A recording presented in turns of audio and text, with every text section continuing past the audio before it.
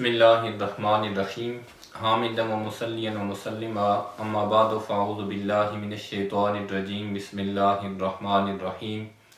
اقرأ بسم ربک الذی خلق صدق اللہ المولانا العظیم و صدق رسولہ النبی الکریم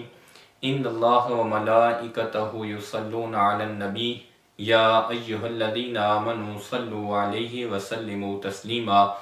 اللہم صلی علی سیدنا مولانا محمد وعلی آل سیدنا مولانا محمد وبارک وسلم وصلی علیہ الصلاۃ والسلام علیک یا سیدی یا رسول اللہ وعلی آلک واصحابک یا سیدی یا حبیب اللہ الصلاۃ والسلام علیک یا رحمۃ للعالمین وعلی آلک واصحابک یا سیدی یا شفیع المذنبین مولا صلی وسلم دائما ابدا علی حبیبک خیر الخلق کلہم رب اشرح لی صدری ویسر لی امری واحلل عقدۃ من لسانی یفقہوا قولی رب زدنی علما رب زدنی علما رب زدنی علما رب یسر ولا تعسر وتمم بالخیر وبک نستعین اللہم ایدنی بروح القدس۔ معزز و محتشم سامعین کرام، نقوش مصطفیٰ صلی اللہ علیہ وآلہ وسلم کے پروگرام میں آپ کی خدمت میں حاضر ہوں۔ آج آپ کے سامنے جس چیز کا بیان کرنے کی سعادت حاصل کر رہا ہوں وہ حضور سید عالم صلی اللہ علیہ وآلہ وسلم کے اوپر وحی نازل ہونے کے بعد اور اس سے قبل کے کچھ ایام ان کے حالات آپ کے سامنے بیان کرنے کی سعادت حاصل کروں گا۔ اللہ تعالیٰ نے اپنے حبیب مکرم صلی اللہ علیہ وآلہ وسلم کے قلب اطہر کو وحی کے لیے آہستہ آہستہ تیار فرمایا۔ جب حضور سید عالم صلی اللہ علیہ وآلہ وسلم کی عمر مبارک 40 سال ہو گئی تو آپ کو سچے خواب آنا شروع ہوئے۔ یہ سلسلہ ربیع الاول کے مہینے میں شروع ہوا اور یہ 6 ماہ تک سلسلہ جاری رہا۔ بخاری شریف کی ایک روایت ہے جسے حضرت ام المومنین حضرت عائشہ صدیقہ رضی اللہ تعالی عنہا روایت کرتی ہیں کہ حضور سید عالم صلی اللہ علیہ وآلہ وسلم پر وحی کا آغاز سچے خوابوں سے ہوا۔ جو کچھ حضور سید عالم صلی اللہ علیہ وآلہ وسلم رات کو خواب میں دیکھتے تھے تو صبح کے اجالے میں ہو بہو وہی کام ہو جاتا تھا۔ پھر حضور سید عالم صلی اللہ علیہ وآلہ وسلم کے دل کے اندر خلوت کی محبت پیدا ہوئی۔ سرکار دو عالم صلی اللہ علیہ وآلہ وسلم غار حرا کے اندر تشریف لے جایا کرتے تھے جو کہ شہر سے باہر ایک غار تھا۔ اب بھی وہ غار بابرکت موجود ہے۔ تو سرکار دو عالم صلی اللہ علیہ وآلہ وسلم وہاں پر الگ تھلگ ہو کر اللہ تعالیٰ کی عبادت کیا کرتے تھے۔ پھر کچھ ایام گزار کر آپ واپس گھر تشریف لے جاتے اور کچھ وقت گھر میں گزارنے کے بعد زادی راہ کھانے پینے کی اشیاء لے کر آپ دوبارہ غار حرا کی طرف تشریف لے جایا کرتے تھے۔ یہ سلسلہ جاری رہا۔ اس دوران حضور سید عالم صلی اللہ علیہ وآلہ وسلم جب کسی پتھر کے پاس سے گزرتے تو وہ پتھر بھی آپ کو سلام کیا کرتے تھے۔ حضور سید عالم صلی اللہ علیہ وآلہ وسلم سے یہ روایت مسلم شریف اور ترمذی شریف کے اندر، صحیح مسلم شریف کے اندر اور جامع ترمذی کے اندر یہ روایت موجود ہے کہ سرکار دو عالم صلی اللہ علیہ وآلہ وسلم نے فرمایا، میں اس پتھر کو آج بھی جانتا ہوں جو نزول وحی سے پہلے مجھے سلام کیا کرتا تھا۔ سرکار دو عالم صلی اللہ علیہ وآلہ وسلم کو جب 6 مہینے اس حالت میں گزر گئے کہ یہ سچے خواب آتے رہے۔ پھر رمضان المبارک کے مہینہ کے اندر غار حرا میں حضور سید عالم صلی اللہ علیہ وآلہ وسلم کے پاس حضرت جبریل امین علیہ السلام وحی لے کر حاضر ہوئے اور یہ آ کر عرض کیا اقرا، آپ پڑھیے، تو آپ نے جواب دیا میں پڑھنے والا نہیں ہوں۔ 3 بار اس طرح ہوا، تو پھر جب حضرت جبریل امین علیہ السلام نے اقرا بسم ربک الذی خلق یہ پڑھا، تو پھر حضور سید عالم صلی اللہ علیہ وآلہ وسلم نے اس کے ساتھ پڑھنا شروع کر دیا۔ تو اس سے ہمیں یہ چیز سمجھ آتی ہے کہ اللہ تعالیٰ کے اسم گرامی کے بغیر حضور سید عالم صلی اللہ علیہ وآلہ وسلم نے پڑھنے کا آغاز نہیں فرمایا۔ آج ہم جو بھی کام کریں، ہر خیر کا کام وہ بسم اللہ شریف سے اس کا آغاز کرنا چاہیے، تاکہ اللہ تعالیٰ کے اسم گرامی کے ساتھ ہمیں برکت نصیب ہو۔ جب ہم کھانا کھائیں، پانی پئیں، کوئی بھی خیر کا کام کریں، تو اللہ تعالیٰ کے اسم گرامی کے ساتھ، بسم اللہ شریف کے ساتھ، تسمیہ کے ساتھ ہم کسی بھی کام کا آغاز کریں تو اس سے ہمیں برکت نصیب ہوگی۔ پھر جب حضور سید عالم صلی اللہ علیہ وآلہ وسلم نے ان آیات کو سماعت کیا اور آپ نے اپنے قلب حطر کے اندر ان کو محفوظ فرما لیا، تو آپ گھر تشریف لائے۔ حضرت ام المومنین حضرت خدیجہ الکبریٰ رضی اللہ تعالی عنہا کو فرمایا کہ مجھے چادر اڑا دو، تو حضرت ام المومنین حضرت خدیجہ الکبریٰ رضی اللہ تعالی عنہا نے آپ کی بارگاہ میں عرض کی کہ خدا کی قسم اللہ تعالیٰ کبھی آپ کو بے آبرو نہیں کرے گا، آپ قریبی رشتہ داروں کے ساتھ صلہ رحمی کرتے ہیں، کمزوروں اور ناتواں لوگوں کا بوجھ اٹھاتے ہیں، جو مفلس نادار ہو اس کو اپنی نیک کمائی سے حصہ دیتے ہیں، مہمان کی مہمان نوازی کرتے ہیں، حق کی وجہ سے کسی پر کوئی مصیبت آ جائے تو آپ اس کی مدد اور دستگیری فرماتے ہیں۔ جس شخص میں یہ خوبیاں ہوں، اللہ تعالیٰ کی سنت یہ ہے کہ وہ ایسے شخص کو بے آبرو نہیں کرتا بلکہ اس کا خود نگہبان ہوتا ہے۔ تو یہاں پر حضور سید عالم صلی اللہ علیہ وآلہ وسلم کے جو اوصاف ہیں وہ حضرت ام المومنین حضرت خدیجہ الکبریٰ رضی اللہ تعالی عنہا نے بیان فرمائے، اور آپ صلی اللہ علیہ وآلہ وسلم کی زوجہ محترمہ ہیں جو کہ آپ کے معاملات کو بخوبی جانتی تھیں، تو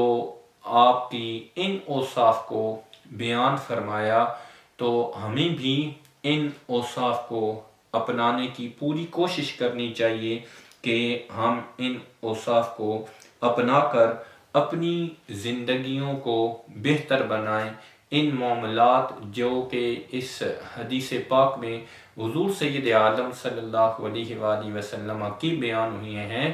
ان کو اپنانے کی اپنی طرف سے پوری کوشش کریں، تاکہ ان اوصاف کی وجہ سے ہماری زندگیوں میں بھی برکت کا نزول ہو۔ پھر جب یہ سلسلہ ہوا تو حضرت ام المومنین حضرت خدیجہ الکبریٰ رضی اللہ تعالی عنہا آپ کو لے کر اپنے چچا زاد بھائی ورقہ بن نوفل ان کے پاس لے گئیں۔ وہ اس وقت کے جو ہیں وہ عالم شمار ہوتے تھے، تو انہوں نے بتایا کہ یہ تو حضرت جبریل امین علیہ السلام ہیں جو کہ وحی لے کر آپ کے پاس حاضر ہوئے ہیں۔ اب یہاں پر ایک سوال یہ پیدا ہوتا ہے کہ جو وحی کا پہلی وحی کا نزول ہے یہ کس وقت ہوا، یہ اس کا مہینہ کون سا تھا، تاریخ کون سی تھی اور دن کون سا تھا؟ تو اگر ہم قرآن حکیم کا مطالعہ کریں تو قرآن حکیم ہماری اس طرف رہنمائی فرماتا ہے کہ یہ رمضان المبارک کا مہینہ تھا، کہ شہر رمضان الذی انزل فیہ القرآن، کہ یہ وہ مہینہ ہے رمضان المبارک کا جس میں قرآن پاک نازل کیا گیا۔ اب مہینے کا تو ہمیں علم ہو گیا، اب آگے یہ ہے کہ کون سی تاریخ تھی اس ماہ مبارک کی، تو دوسری آیت کریمہ انا انزلناہ فی لیلۃ القدر، یہ آیت کریمہ ہماری رہنمائی کرتی ہے کہ یہ قرآن کریم کی جو پہلی وحی ہے یہ لیلۃ القدر میں نازل ہوئی۔ اب لیلۃ القدر کی راتیں کن راتوں میں تلاش کرنے کا حکم ہے؟ آخری عشرہ کی طاق راتوں میں لیلۃ القدر کو تلاش کرنے کا حکم ہے، تو اور وہ راتیں 21ویں، 23ویں، 25ویں، 27ویں اور 29ویں رات ہے۔ اب اس سال کون سی رات تھی اس کا کیسے ہمیں پتہ چلے گا؟ تو وہ علم جس کے ذریعے ان سالوں کو دیکھا جاتا ہے، تاریخ کے مہینوں کو دیکھا جاتا ہے، تاریخ کے دنوں کو دیکھا جاتا ہے، اسے علم تقویم کہا جاتا ہے۔ تو علم تقویم کے ماہرین جو ہیں انہوں نے اس چیز کو بیان کیا ہے کہ ایک روایت کے اندر چونکہ جو نزول وحی کا دن ہے وہ سوموار ہے، جیسے کہ حضور سید عالم صلی اللہ علیہ وآلہ وسلم سے یہ روایت موجود ہے کہ سرکار دو عالم صلی اللہ علیہ وآلہ وسلم اکثر سوموار کے دن روزہ رکھا کرتے تھے۔ تو صحابہ کرام نے آپ سے سوال کیا کہ آپ سوموار کے دن اکثر روزہ کیوں رکھتے ہیں؟ تو حضور سید عالم صلی اللہ علیہ وآلہ وسلم نے بیان فرمایا کہ اس دن میں پیدا ہوا اور اس دن ہی مجھ پر وحی کا نزول ہوا۔ تو سوموار کا دن ہے، تو اب اس سال سوموار کا دن کن کن تاریخوں میں آتا تھا رمضان المبارک کی؟ تو ایک 21ویں تاریخ تھی اور ایک 28ویں۔ تو چونکہ 28ویں یہ جفت ہے، طاق نہیں ہے، 21ویں جو ہے یہ طاق ہے، تو یہی وہ اس سال لیلۃ القدر کی رات بنتی تھی، اور یہی رات ہے کہ جس میں پہلی وحی کا نزول ہوا۔ گویا کہ قرآن کریم کی پہلی وحی کا نزول رمضان المبارک کی 21 تاریخ کو سوموار کے دن ہوا۔ پھر کچھ عرصہ جو ہے 2-3 دن وہ وحی نہ ہوئی، تو حضور سید عالم صلی اللہ علیہ وآلہ وسلم کے دل کے اندر، قلب اطہر کے اندر یہ شوق تھا کہ وہی کلام وہ پھر میرے اوپر نازل ہو، تو اللہ تعالیٰ کی طرف سے یہ آیات یا ایہا المدثر قم فانذر وربک فکبر وثیابک فطہر، یہ آیات جو ہیں یہ نازل ہوئیں۔ دوبارہ سے سلسلہ وحی جو تھا وہ شروع ہو گیا، اور پھر حضور سید عالم صلی اللہ علیہ وآلہ وسلم آپ 2-3 دن آپ بیمار رہے۔ تو اس دوران ایک عورت نے کچھ نازیبہ کلمات استعمال کیے کہ اس نے کہا کہ نعوذ باللہ میں یہ سمجھتی ہوں کہ آپ کے پاس شیطان آتا تھا اور آپ کے شیطان نے آپ کو 2-3 دن سے چھوڑ دیا۔ تو اس وقت اللہ تعالیٰ کی طرف سے پھر جو سورہ والضحیٰ ہے یہ اس کا نزول ہوا۔ حضور سید عالم صلی اللہ علیہ وآلہ وسلم پر اس صورت کو نازل فرما کر اللہ تعالیٰ نے حضور سید عالم صلی اللہ علیہ وآلہ وسلم کے قلب اطہر کے اوپر جو غم تھا اس کو ختم کر دیا۔ اس کے بعد جو سب سے پہلا حکم نازل ہوا وہ نماز کا حکم تھا۔ حضرت جبریل امین علیہ السلام آپ یہ حکم لے کر آئے اور حضور سید عالم صلی اللہ علیہ وآلہ وسلم کو ہمراہ لے کر آپ ایک وادی میں گئے۔ وہاں پر حضرت جبریل علیہ السلام نے اپنا پر مارا تو وہاں سے زمین سے پانی کا ایک چشمہ نکل پڑا۔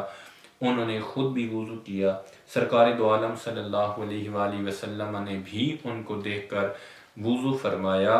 اور پھر حضرت جبرائیل علیہ السلام نے حضور سید عالم صلی اللہ علیہ وآلہ وسلم کی معیت میں نماز ادا کی۔ یہ نماز 2 رکعتوں پر مشتمل تھی، اور یہ 2 وقت میں ادا کی جاتی تھی۔ ایک وقت جو ہے وہ سورج کے طلوع سے پہلے، اور دوسرا ہے غروب آفتاب سے پہلے۔ پھر جو 5 وقت کی نمازوں کا حکم آیا، یہ معراج شریف کے موقع پر آیا، لیکن پہلے یہی 2 نمازیں ادا کی جاتی تھیں، اور حضور سید عالم صلی اللہ علیہ وآلہ وسلم معراج شریف سے پہلے اور باقی جو حضرات تھے وہ یہی 2 نمازیں ادا کیا کرتے تھے۔ تو ہمیں بھی اس بات پر پابند رہنا چاہیے کہ جو حکم عملی طور پر پہلے نازل ہوا وہ نماز کا حکم ہے، ہمیں اپنے آپ کو نماز کا پابند بنانے کی ضرورت ہے۔ اللہ تعالیٰ کی طرف سے یہ چیز فرض ہے ہمارے اوپر، تو ہمیں نماز کی پابندی کا بھی اہتمام ضرور کرنا چاہیے۔ اس چیز کو حضور سید عالم صلی اللہ علیہ وآلہ وسلم نے اپنی آنکھوں کی ٹھنڈک فرمایا ہے، اور یہی وہ امر ہے کہ جس کے بارے میں قبر کے اندر سب سے پہلے حساب ہوگا، اور یہی وہ کام ہے کہ جس میں ہم اللہ تعالیٰ کی ثنا بھی بیان کرتے ہیں، اللہ تعالیٰ کی حمد بھی بیان کرتے ہیں، قرآن حکیم کی تلاوت بھی کرتے ہیں، رکوع میں جا کر اللہ تعالیٰ کی تسبیح بھی بیان کرتے ہیں، سجدے میں جا کر اللہ تعالیٰ کی پاکیزگی تسبیح کو بیان کرتے ہیں، پھر ہم بیٹھ کر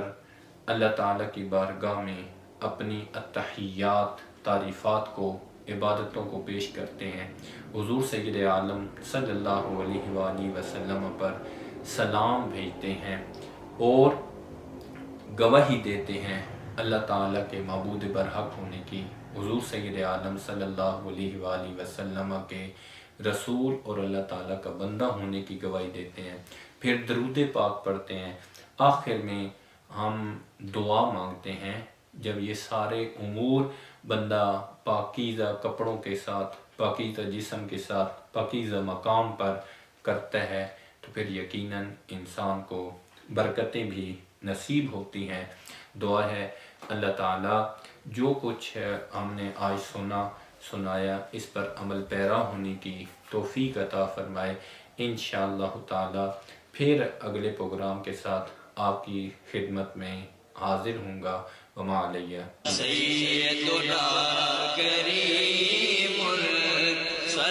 دارالعلوم محمدیہ غوثیہ بھیرا شریف دینی اور عصری تعلیم کا بے مثال ادارہ ہے، جہاں عصر حاضر کے تقاضوں کے مطابق قرآن و سنت کی تعلیم دی جاتی ہے، اور ہر سال ہزاروں طلباء و طالبات زیور تعلیم سے آراستہ ہو رہے ہیں۔ رمضان المبارک کے بابرکت لمحات میں زکوٰۃ و صدقات اور مالی تعاون اس عظیم ادارے تک پہنچا کر اس مشن میں اپنا حصہ ڈالیں۔ درجہ ذیل اکاؤنٹس پر اپنا تعاون ارسال فرمائیں۔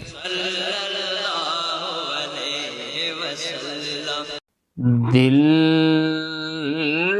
میں اترتے حرف سے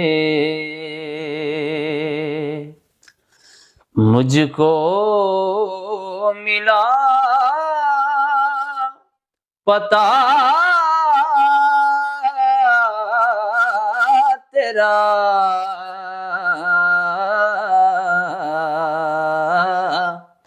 معجزہ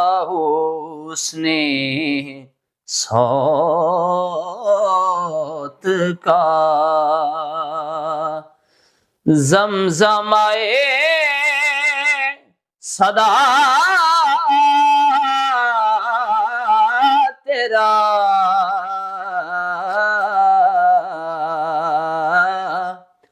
دل میں اترتے حرف سے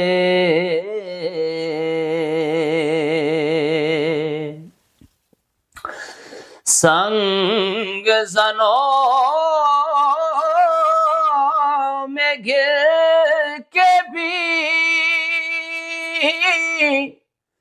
تو نے انہیں دعا ہی دی، سنگ زنوں میں گر کے بھی تو نے انہیں دعا ہی دی،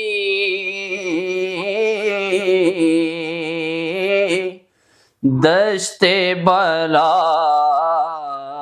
سے بارہا گزرا ہے قافلہ تیرا،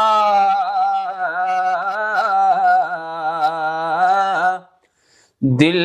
میں اترتے حرف سے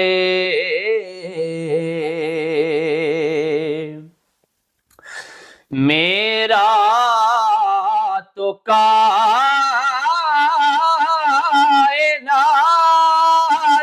میں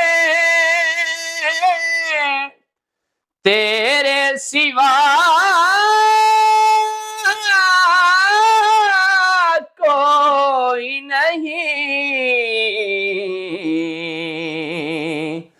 میرا تو کائنات میں تیرے سوا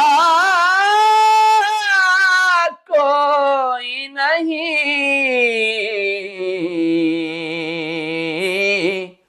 عرض تیری سما تیرے بندے تیرے خدا تیرا،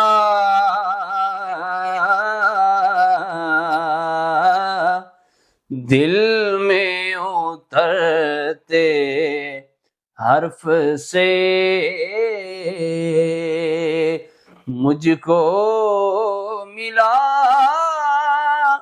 پتا تیرا،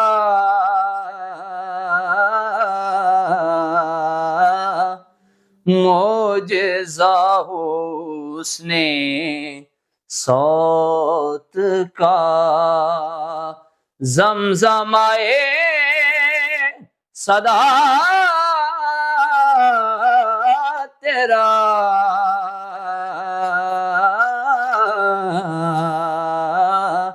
دل میں اترتے حرف سے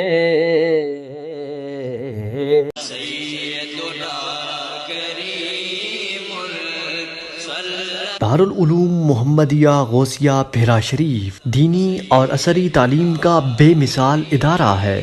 جہاں عصر حاضر کے تقاضوں کے مطابق قرآن و سنت کی تعلیم دی جاتی ہے، اور ہر سال ہزاروں طلباء و طالبات زیور تعلیم سے آراستہ ہو رہے ہیں۔ رمضان المبارک کے بابرکت لمحات میں زکوٰۃ و صدقات اور مالی تعاون اس عظیم ادارے تک پہنچا کر اس مشن میں اپنا حصہ ڈالیں۔ درجہ ذیل اکاؤنٹس پر اپنا تعاون ارسال فرمائیں۔